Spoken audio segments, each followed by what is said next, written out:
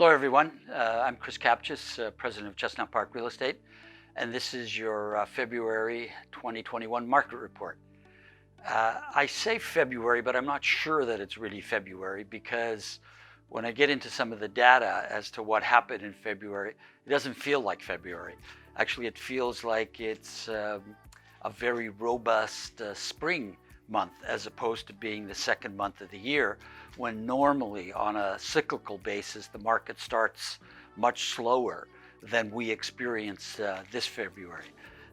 In fact, I look back to see how this February did on a historic basis, and we had over 10,000 sales this February.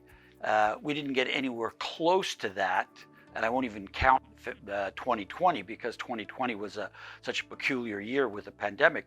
But going back to 2019, we did 1,000 units more in February than the best month of 2019.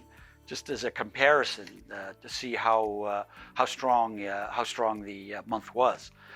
Sales were up dramatically. Average sale prices were up for the very first time in the Greater Toronto area. The average sale price came in at over $1 million. We had sort of played with that number in the past, but it really took shape this year. This February, the average sale price came in at $1,045,000. That's something we've never seen before. But the market wasn't total homogeneous. There were layers. For example, in the case of condominiums, we saw a tremendous resurgence. This is the third month in a row where we've seen condominium apartments sales be dramatically higher than they were the same month last year. This particular February, they were up over 65% compared to sales of condominium apartments last year, and that would have been a pre-pandemic February. However, what we see is that in the 416, and in particular in the central core, average sale prices are coming down, notwithstanding this resurgence in the number of sales that are taking place. Down over 6% in the 416. Ironically, they're up about 5% in the 905 region. Again, not a homogeneous market. Similarly, even though sales were very strong in the 416 for detached and semi-detached properties, they were even stronger in the 905. And in fact, what we see is in the 905 region, the average sale price is actually higher than it is in the 416. That's primarily due to the fact that there's a huge component of condominium apartments in the 416, which we don't find in the 905. But having said that, you can see in various areas, Halton, Peel, York, average sale price up fairly dramatically compared to where it was last year. In terms of the time on market, properties are just flying. 17 days is the average for the amount of time properties stay on the market. These are almost unheard of. That was in 2020. This year, in 2021, only 14 days, even faster than what we had experienced a year ago. And again, up until now, we are comparing pre-pandemic months.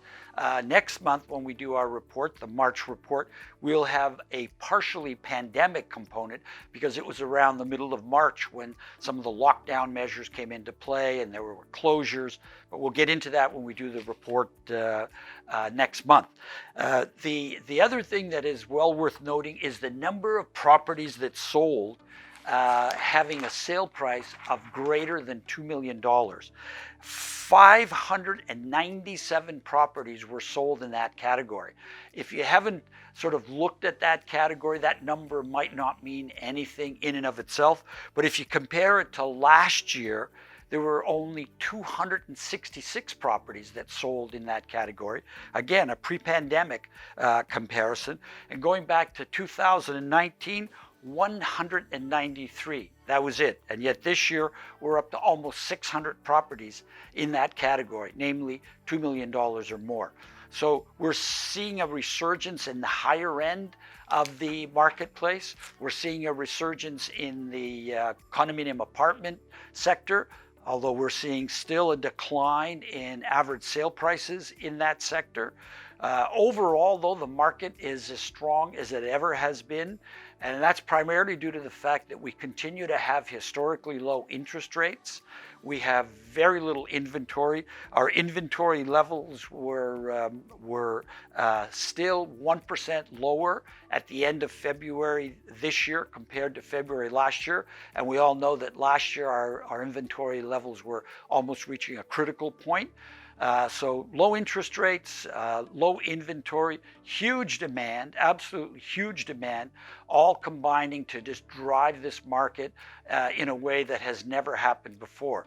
And the fact that we're restricted by the various lockdown measures, it means there's no other outlets for the consumer other than real estate, and we're seeing them in the market in droves. So I can't wait till next month when we do an analysis, our first analysis comparing a pandemic month to another pandemic month year over year, and that will be the case as we move forward through the remainder of 2021. So until next month, stay well and stay healthy. I look forward to presenting it to you. Thank you.